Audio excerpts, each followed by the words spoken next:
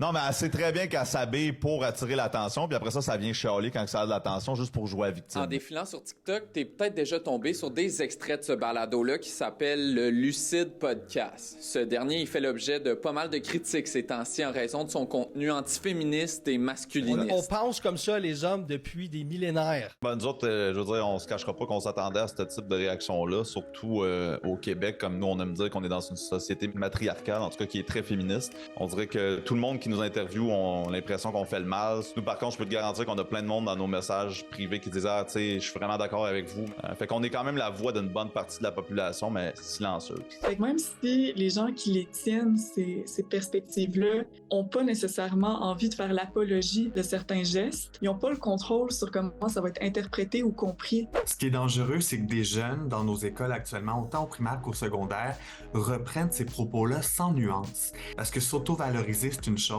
mais réduire un autre genre, c'en est une autre, et c'est ça que ce podcast fait là. Quand t'es en couple, tu laisses pas ta blonde sortir d'un club, tu laisses pas ta blonde aller dans un festival, tu laisses pas ta blonde mettre des photos de ses fesses en G-string sur Instagram. Ce que les gens pensent de nous, en général, on en a un petit peu rien à battre. Que vous pensez tout ce que vous dites?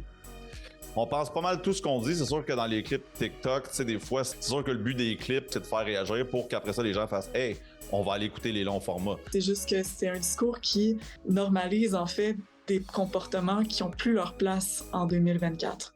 Life for a man is harder than life for a woman. C'est une tendance qu'on remarquait surtout aux États-Unis et ailleurs dans le monde, puis on se disait bah, ça s'en vient au Québec, ça s'en vient, puis certaines personnes étaient sceptiques pour se dire parce que nous on est ailleurs, ça n'a pas pris tant que justement ces comptes se sont créés, et c'est pas forcément le compte qui est problématique, mais c'est comment les gens réagissent à ça.